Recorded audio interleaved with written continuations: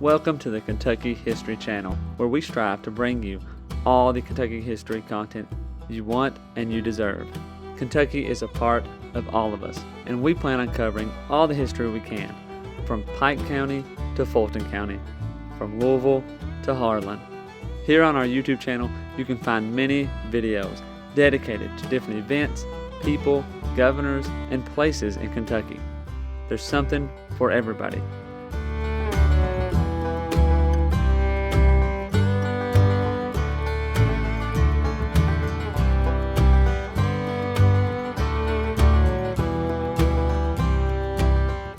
While you're here, if you like the channel, hit the subscribe button and the notification button so you get notified anytime new Kentucky history is available. And if you want to support the channel, we have a Patreon page as well, or patreon.com/KYHistoryPod. Welcome back to the Kentucky History Podcast. I'm your host, Jamison Cable, and we're going to continue our discussion with TJ Hensley about the labor laws and their effects in Harlan County, Kentucky. We kind of hit the Great Depression. Things get bad. Right. I was looking it up last night, and the highest the unemployment got was 25%. So another reason why we can look at where we are today and realize that it's not the best, but at least it's not that bad. Yeah. I mean, obviously, hopefully people understand this, but 25% basically means if you have 4 people, only 3 of them are working. Yep, and that is a lot. And that's across the country. Yeah. That's not a good. That's not a good number. Right. So, don't mean to skip over the decade there, but no. We're getting to FDR and so forth. He becomes president, and that's when we kind of pick this back up in Harlan. I know FDR has been back to Harlan, or he came when did he come when he was the president? He did, didn't he? I think that he did, and I can't remember when, but I'm almost certain that he did. Because there's a really famous picture of him shaking hands with a miner who's got the hat on with the light and has got a pickaxe on his back, and I believe that it's one of those things where even if that picture's not from Harlan, I'm just going to not look it up and just claim that it's Harlan. So I've got plausible deniability until somebody tells you it's not. Yeah, exactly. But even if he didn't, he was very invested in making sure that those kinds of violent clashes that were harmful to people, particularly to the working class, did not happen as much. Well, and I'll back you up. I'm pretty sure he did come to Harlan as well because I'm sure. Yeah. And at Pine Mountain Settlement School, we talked a little bit about that before we started. They had a picture signed by FDR when he visited and so forth. Oh, that's right. That's right. I've heard about that. So anyway, he was there. Right. Definitely. Yeah, he was there. Yeah. So we get FDR, who's probably I'm not an FDR historian by any means, but definitely a good guy or a supporter of labor unions. The New Deal, all that kind of stuff. He obviously did some good things, I guess, and so forth. So how does all that play into this? Soon to be more strikes, more labor issues, and so forth. Sure. So FDR was he's probably John Green once said this in a Crash Course U.S. History video that I watched. He's probably the closest thing to a born politician we've ever had become president of the United States. And he had a long career, and part of his career was as assistant secretary to the U.S. Navy during Woodrow Wilson's administration. And he is someone who's from a background similar to a lot of the folks that own these companies that controlled a lot of these mines in Harlan County. He was born into a very wealthy, well-connected family, 5th cousin of Theodore Roosevelt, president of the United States. And yet he, through working in that post in particular, came to, as he's dealing with logistics about building ships for the Navy, he's talking to union leaders. He's talking to everyday working people in New York. And he understands that, these are folks who are just trying to make it, who want a dignified life for themselves. and for their families, and they're not asking for the moon. They just want to have a good life. And in this country where we, have one of my favorite quotes of his is that the test of our progress is not whether we add more to the abundance of those who have much, it is whether we provide enough for those who have too little. Mhm. And you can see the New Deal, his program of revitalizing the U.S. economy after the Great Depression, as enacting that idea in our government. He's famous for is that he was an improviser. He had people in his cabinet who he would give the same assignment to two advisors and not tell either one of them and just make them kind of like butt heads to find a solution to something. So the New Deal wasn't so much a coordinated plan. It was an idea and trying to experiment until you got to a solution, until you got to that goal of everybody having a good and dignified life. And the labor law and how it impacted Harlan County, I think, is a perfect example of that. Because so the first kind of federal legislation to protect the right to join a union, the right to organize, and the right to strike was the National Industrial Recovery Act of, I've got it written down here, 1933. And in that act is Section 7A, which is what gives workers that right to unionize and to strike. And through a lot of different reasons, it eventually gets overturned by the Supreme Court. And FDR says, all right, let's try it again. And they write a new law, the National Labor Relations Act, which is upheld by the Supreme Court in 1937, which essentially does the same thing. It guarantees for workers the right to organize and to strike. And it is something that has an effect across the country, but particularly in places like Harlan. And I say that because another aspect, and it goes kind of back to what we were talking about with companies having so much control over these areas, these mines and the miners and their families. One way that they tried to retain that is by hiring what were called gun thugs. And they're often described as cops and sheriff's deputies who moonlighted as mine guards. Really, I think you could say it's the other way around. They're mine guards who moonlighted as cops. The most famous of those folks was John Henry Blair, J.H. Blair, from the Florence Reese song, "You'll either be a Union man or a thug for J.H. Blair." But even though he gets the immortal line in the song, his successor, T.R. Middleton, is actually more of a virulent anti-union gun thug for the companies than even J.H. Blair was. And so it was often that they themselves and the deputies that they employed as fellow gun thugs and strikebreakers had personal financial interests in these coal companies. They owned land that was being leased for coal mining. J.H. Blair himself said later on, after the strikes in the 30s, that I did everything I could to help the coal companies. And that system, and these folks, they wouldn't just break strikes up and bust in scabs. They would spy on miners to make sure they weren't talking to anybody in the union. There was one instance where gun thugs were sent to kill a union leader, I think in Everts, and unbeknownst to them, he was not home, but his wife and his teenage son were, and they were killed. And that was something that really ramped up public support for the union, even among the miners who weren't striking yet, because again, this is during the throes of the Great Depression. There's a story of a family in Harlan living off of dandelions and blackberries, and so whatever job you could have, you tried to hold on to it. But when something like that happened to a member of their own community, so many folks were willing to say, I'm going to lay my livelihood and the livelihood of my family on the line because these are my neighbors and my family who are under attack. And by golly, I'm going to stand with them. Well, the National Labor Relations Act gives federal protection for the first time, real federal protection, because it was upheld by the Supreme Court, protection to those miners in that they had the right to organize and to bargain collectively for better wages, for safer conditions, for check weighmen, for all these things we were talking about before. They have a right, protected by the federal government, to organize and to bargain for those things and to strike if they don't get them. And it's so transformative because it gives back to those miners the control over their own lives and their own livelihoods that was taken away from them 40 years prior. And so it's just, I could go on and on about how awesome I think this is, but how objectively meaningful it was in so many different ways. And on top of that, you had the economic benefits that went with it too.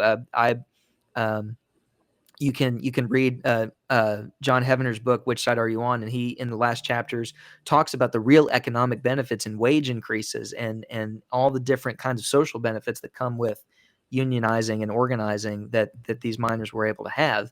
And so that, I think, is I wanted to make it a short answer, but I didn't really succeed in how the New Deal and the labor law enacted by the New Deal really for the better changed the lives of so many folks in Harlan County and in Eastern Kentucky and in working neighborhoods all across this country. And, there are a lot of problems with the New Deal. It wasn't perfect by any means. Mm-hmm. FDR wasn't perfect by any means, but it's one of those things that you can look to and say, this was a really, really important step forward in making sure that folks could reclaim for themselves that kind of dignified life that they'd always wanted and that they deserved.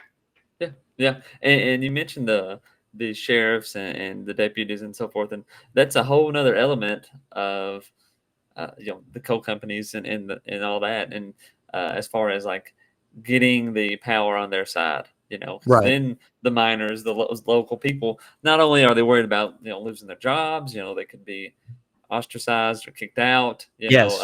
Yes. that's a whole nother. I guess even like a social issue becomes like, are you a union person or are you not? Or, where do you stand in that situation? So it really, like you said, amped up the tension, Yeah. Yeah. in the area. Absolutely. Um, Absolutely.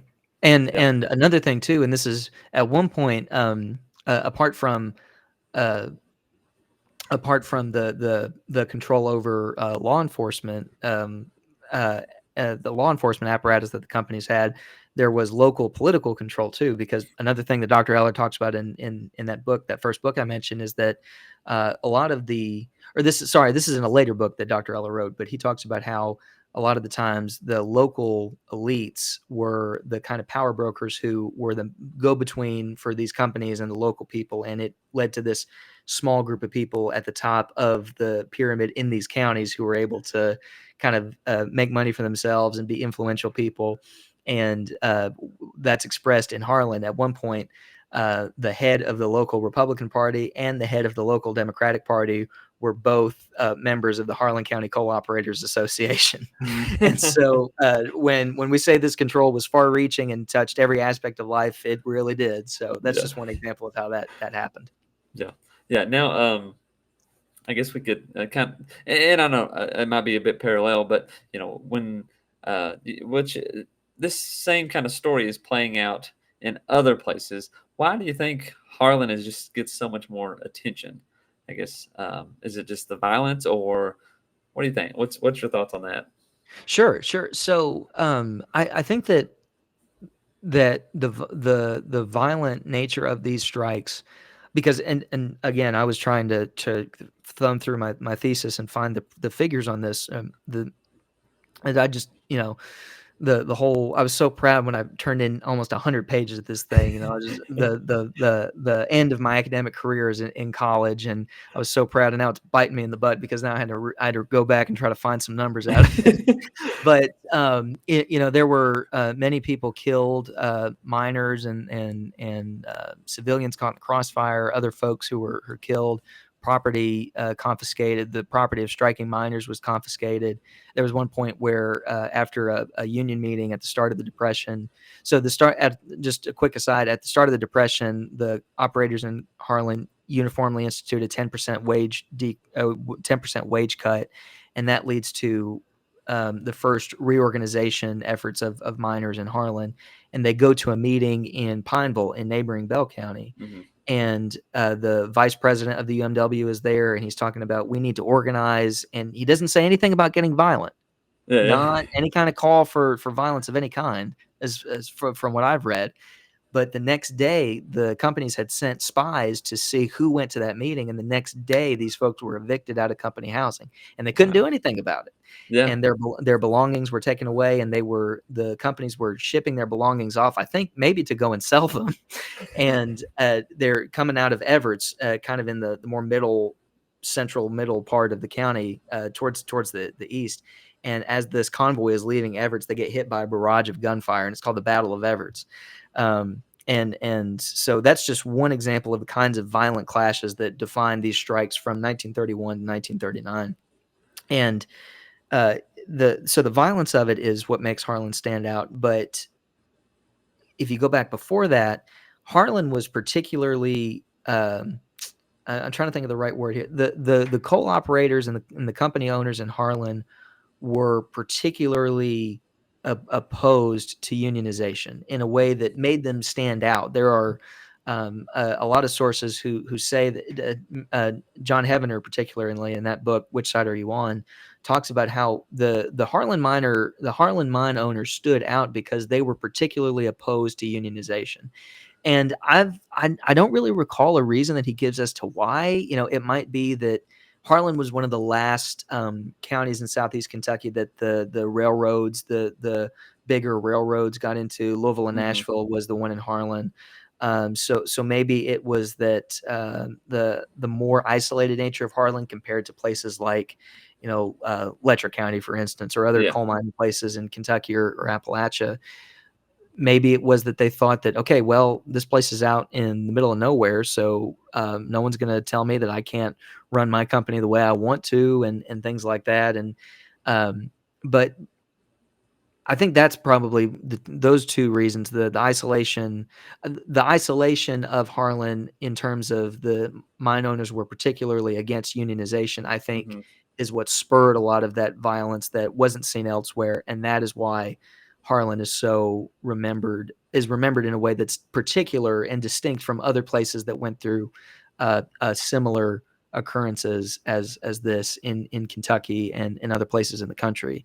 And maybe another reason, now that I think of it, is that the the the New Deal. Harlan shows the New Deal labor law at its best in what it can do in making sure that these folks who were oppressed and subjugated and exploited by these companies have real power over their lives. And in my thesis in particular, and I won't go into this detail because I don't want to derail us because this goes out of Kentucky and into somewhere else. But there was a similar strike in 1937 that had a lot of similar aspects of Harlan, but as the strikes in Harlan, but the response from Roosevelt and his administration was not as accommodating towards the workers as it was in Harlan. And yeah, probably the biggest reason for that was that this was a steel strike, 2 years before the start of World War I, as Mm-hmm. Roosevelt's trying to secretly somewhat build up the military because he knows that a war is coming, even though everybody else Mm-hmm. says, no, you're crazy. But I think that those are maybe a few reasons why Harlan stands out. And again, and of course, you can't forget that this would happen again in 1970s, 73, 74. You have Harlan County, USA, the documentary by Barbara Copel that everybody should watch, Yeah, about that's good. a similar occurrence in Everett's again at Brookside, of the local powers opposing the UMWA, gun thugs, the local sheriff being used as a strikebreaker again, or a Mm-hmm. former local sheriff. And then it would play out again in 2019 with folks at Black Jewel standing on the railroad tracks, blocking a freight car from taking the coal that they had mined that they had not been paid for. Mm-hmm. So it's almost as if there's something mystical and magical about Harlan County that leads to these kinds of instances of people standing up for themselves, and it's really quite something else. Who knows? Maybe that's the reason why Harlan stands out. It was just always meant to be. Yeah, yeah, and so many stories, and some of them uplifting, some of them tragic, Right. but definitely like stories you can, we would hope that we would learn from, and so forth. And just it's fascinating, Absolutely. fascinating part of Kentucky history for sure. Um, Absolutely. so as the New Deal and so forth, we probably know the answer to this, but World War II is about to break out. Right. But in between that time, New Deal, these strikes are beginning.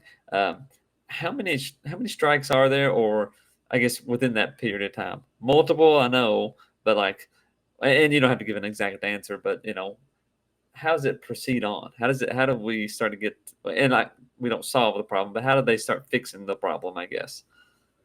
So I don't know the number off the top of my head of the number Mm-hmm. of strikes that of isolated incidents and Mm-hmm. isolated violent incidents and Yeah. isolated strikes that you could, you know, split off from one to another. You had this one and then you had this one.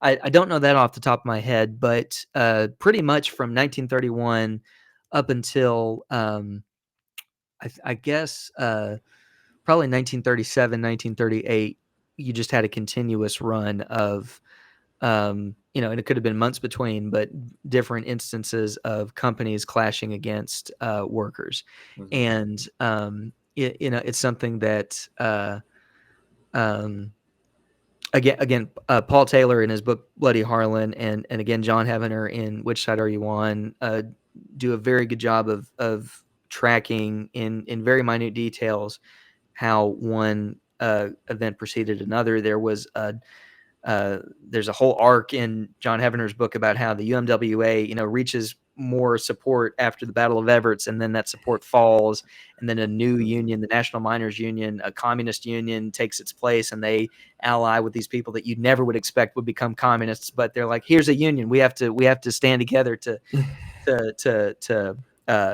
fight against the companies, and then they fall away from the National Miners Union for different reasons. So for a more full answer to that than I can give here, I would definitely encourage folks to go read those books. But one aspect that isn't from a federal level but a state change that also helps in this is the Kentucky legislature, and that's a whole nother Ballpark. yeah, and it's a whole nother subplot of this whole episode of the response of the state government to the strikes. At the Mm-hmm. time, Happy Chandler was governor, and you could do tons of episodes about Happy Chandler and his administration. Hopefully, we will eventually. But Yeah, I'd love that, absolutely. And see, I can't even remember whether I think he was pro-union at first and then anti-union. It's hard to tell, but at the state level, you do have a law that comes out of the Kentucky legislature, prompted by, there was a committee of the United States Senate that came and investigated the strikes. I think they were there it was after Roosevelt was elected, so after 1932, so probably I think around 1933, 1934, right before the National Labor Relations Act is passed, that talked to miners about the abuses they had at the hands of the company and the gun thugs. mm-hmm. Those proceedings are recorded in a book called Harlan Miners Speak. I've got a copy around somewhere, but that's out there for folks to read too. And out of the Kentucky legislature, you get a law that bans gun thugs. Pretty much, it says that companies cannot solicit law enforcement officers to be strike breakers, and I think that they place limits also on how many armed guards you can have. That you could have some to protect the property, like at night when no one's there. But it really, for all intents and purposes, removes, at least legally, the gun thug from the scene. He would come back illegally, but still an important step. So that's another aspect of government action that also is on behalf of the miners that Mm-hmm. makes their lot easier. But that in conjunction with the labor reforms of the New Deal, Roosevelt's pro-worker stance, is what helps to get from a place of violent unrest throughout the 1930s into the 1940s with peace, like not in a metaphorical sense, but in a literal sense, the lack of the violent clashes, at least until the 1970s. But throughout the 1940s and 50s, you have no violent unrest like in the 30s. Tell a lie. Yeah.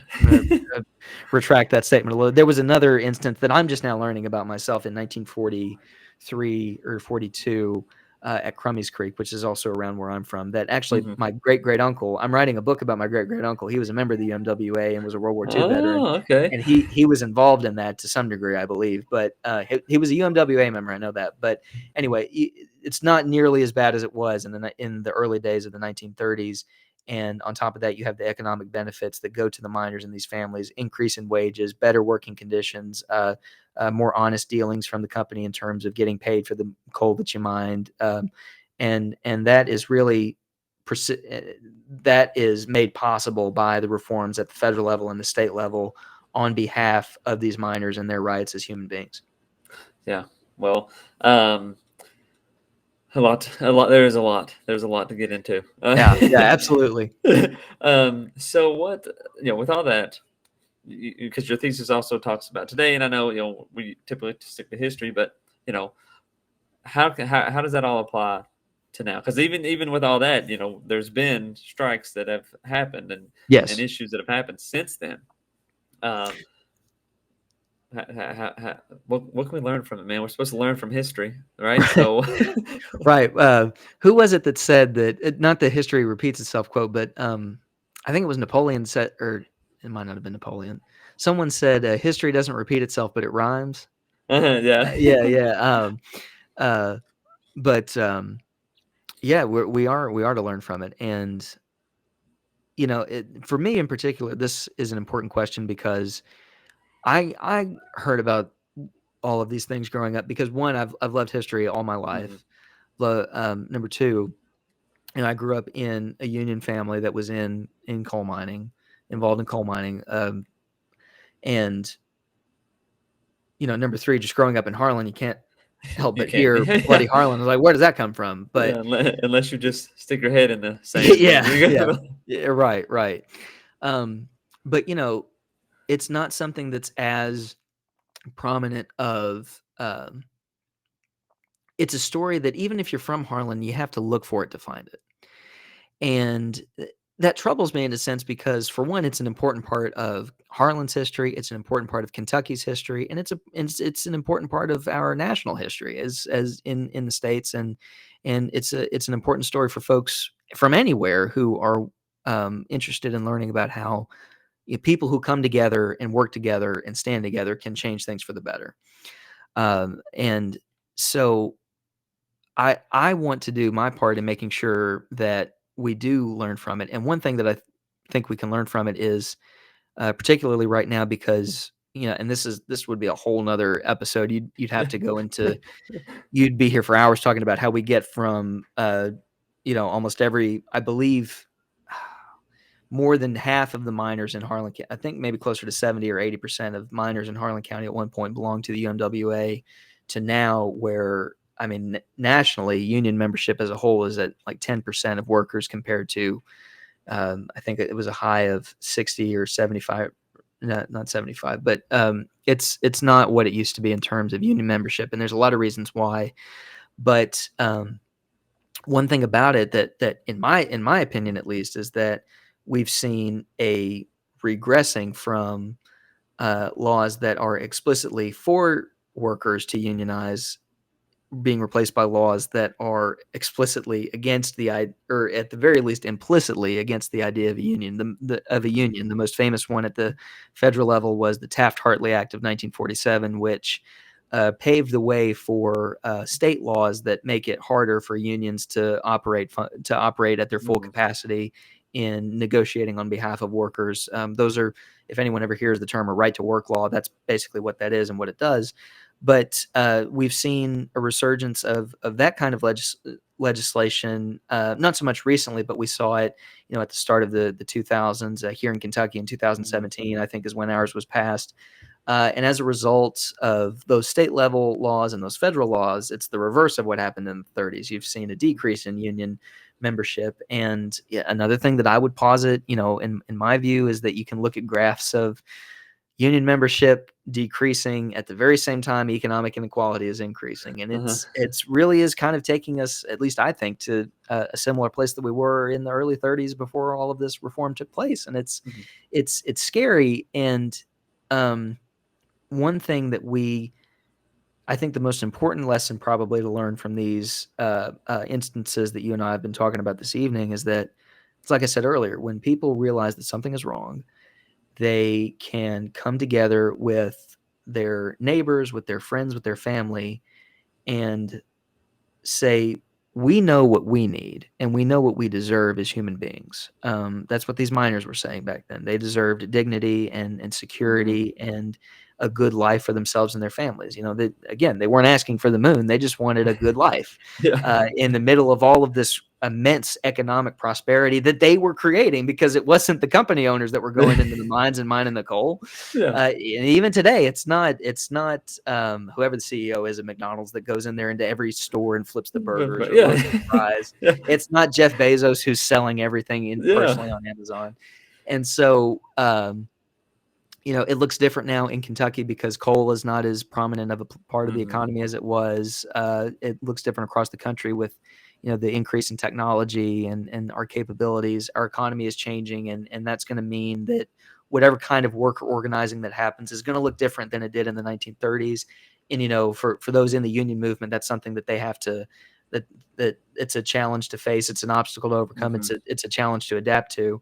But even if you want to take it apart from unionizing and labor unions, it's that lesson of when you realize that something is wrong, you can change it by working together with people that standing together with people who are in the same boat as you are. You may not agree on everything. There are stories in those books I mentioned of miners having different views about different topics, but still realizing that they had a lot more in common with each other because they were still the ones going into that mine and getting the coal out and creating this prosperity. And that was what held them together and said that regardless of what we may disagree on, we're going to fight for ourselves and for our families. And I think that is an important lesson to learn right now, especially in a time when it seems that there's a lot of division going around for a lot of different reasons. We can learn that lesson of that it's important to stand up for ourselves, but also to help others, to help our neighbors and our friends and our families stand up for themselves. And that's especially true for Eastern Kentucky, that has been so often misunderstood and mischaracterized and exploited in a lot of different ways, not just economically, and Appalachia as well, you could say. But I think that's the long answer of that's probably the biggest lesson I would take away from this whole thing. Yeah, and you bring up the local level of like the local idea of, hey, I got your back, you got my back, Exactly. and coming together. Sometimes I fear that's being lost, through issues today and so forth. Right. But you brought this up at the beginning. You have these higher, richer people who are saying, "Oh, we're helping the poor out." But in that case, and in probably some many cases today, it's more, I'm just using the poor people to get richer or Oh, whatever, absolutely. 100%. and that I mean, people should be able to be happy and not be worried so much about all things going downhill or not being able to feed their kids and Absolutely. stuff and all that. So Absolutely. And so much I feel that a lot of the folks who there are a lot of folks out there who actively try to divide other people, but who it's more advantageous for them if other people are divided. But that idea that people deserve a good life and shouldn't have to worry about like exactly like you just said, that's not a political stance. That doesn't belong to, or that's something that that people believe across the board. yeah. Whether no matter what you believe about other things, that's something that almost everybody agrees with. That we deserve to have a good life, and Yeah. that's something that is definitely on display as you look into the story of Harlan County and these strikes and of those miners. Yeah. Kind of going back to that point we just made, how the idea that people deserve a good life is not is something that a lot of people agree on. If you go back to the Black Jewel strike in 2019, it, you had folks from, just as an example, you had the Republican nominee for governor in that year's election and the Democratic nominee for governor in that year's election both come to the miners and stand with them. And you had folks such as Charles Booker, or this actually this is a better, this gets more to what I was meaning with that. When you look at the Black Jewel strike in 2019, you had folks who, a lot of them weren't union miners. The union, the UMWA, had lost a lot of the prominence that it had had for the past, since time began for a lot of people in Harlan County. And these are folks who, if you were to guess, probably leaned a little bit more conservative in their politics. And yet, who comes to the blockade but State Representative Charles Booker from here in Louisville, who, regardless of the political differences he may have had with these folks, came and stood with them and talked to them and got to know them, and wasn't put off by the fact that they probably voted differently than he did, but recognized as a legislator in the state where this is happening, but also as a fellow Kentuckian, and I say I just got done reading Charles Booker's biography, and that's another great book that everybody should read. But he talks about how these were folks who they were just trying to make it, just like he was, and he had been in similar places like that of, fearing economic insecurity. And yet these were people from the other end of the state who he didn't have much else in common with, but he had that in common with. And from that, he was able to build connections with folks there that he has to this day. And, it's a real life contemporary example of that lesson of that, it doesn't matter what we might disagree with on otherwise, but we can all agree, I think, that people deserve a good life, and that when you stand with people and advocate for that and fight for it, you can get it done. Yeah. Yeah. And again, a nod to the Kentucky connection. Right. Eastern, Western, Central, Louisville. We're all from Kentucky. We're all from Kentucky. Real quickly, before we go, tell everybody kind of how they can get a hold of your podcast. Again, Appalachian Fireside Podcast, how where they can listen and so forth. Sure. So this is a good preview because I talk about stuff like this on the show all the time. I've had talks about FDR, about unions, about organizing, about Appalachia, all these things. So if you've liked what you've heard tonight, you can find the Appalachian Fireside Podcast on Spotify and Apple and other smaller platforms too. But most of the folks who listen in are listening in on those platforms. I have about, I think, 70 or 80 episodes published. I started it 3 years ago. I'm kind of on a lull right now with, working this summer in law school. There's not much free time to record a podcast. I'm recording some interviews and getting them ready to publish here soon. You know exactly what that's like, James. But that's where you can find it. And, again, I talk about just issues related to Appalachia and to the New Deal and FDR in particular, or more specifically, but that's where you can find it. Spotify, Apple. I'm on Instagram and Facebook under Appalachian Firesides.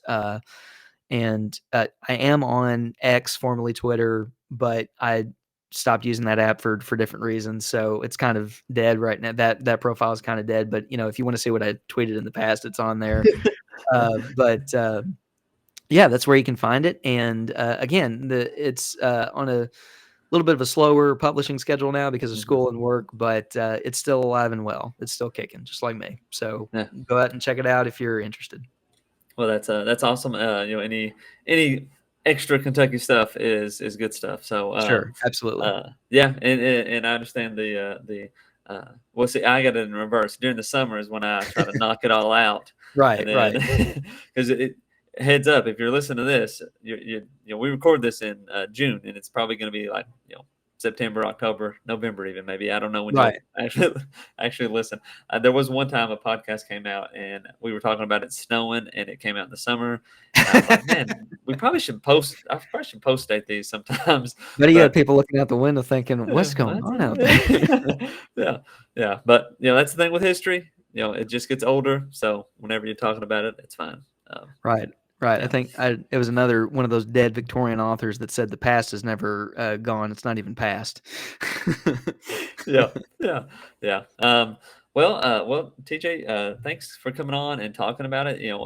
This Harlan County history, and even it's got a broader connection than most. But it's a big part of Kentucky history that a lot of people kind of look into and get into, and thanks for sharing the details, the information, and we left out a whole bunch of stuff, so we might need to go on for around 2 or 3. Oh, absolutely, anytime. When you get that book done about your uncle, that sounds like a great read, or a great some great stories, I guess. So absolutely. Well, Jameson, thank you so much for having me on. I'm a great fan of your podcast, and thank you for the work that you're doing to preserve this the history of this amazing state or commonwealth, depending on how particular you are about that It's the distinction. same thing. It's the same thing. But thank you for the work that you're doing. Thank you for having me on. It's been great talking to you. I love to be back anytime, and you're welcome on my show anytime. We'll have more talks like this and about all these different things that are interesting and important. So again, thank you for the work that you're doing. Thank you for having me on. It's been great talking to you, and look forward to future discussions. All right, man. Well, thank you, man, and thanks for the work you're doing as well. Well, that's it, I guess, for now. Thank you all for listening. Thanks for coming on, and see y'all next time. Welcome to the Kentucky History Channel, where we strive to bring you all the Kentucky history content you want and you deserve. Kentucky is a part of all of us, and we plan on covering all the history we can, from Pike County to Fulton County, from Louisville to Harlan. Here on our YouTube channel, you can find many videos dedicated to different events, people, governors, and places in Kentucky. There's something for everybody.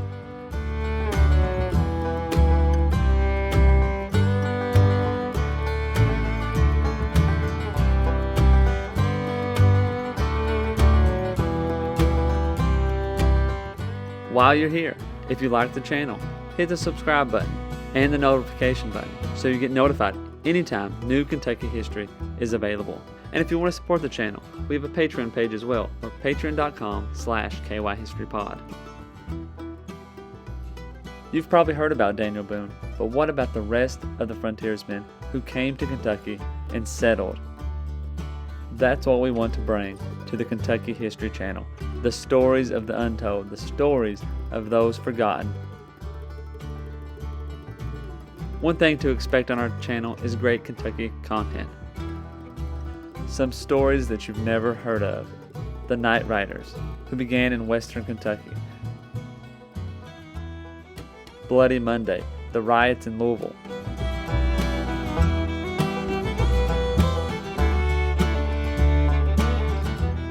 The assassination of Governor Goebel, the only governor ever assassinated in the United States. Stories from all over Kentucky, stories that are unforgettable once you've heard them. You can find out who counties in Kentucky are named after and how your county got started. From beginning to end, we plan to document every county in Kentucky, all 120. Reach out to us on all of our social media platforms, Twitter, Facebook, and Instagram, and also leave a comment on one of our YouTube videos. You can also check out our podcast episodes. You can subscribe to our podcast on Apple Podcasts, Spotify, iHeartRadio, and many more.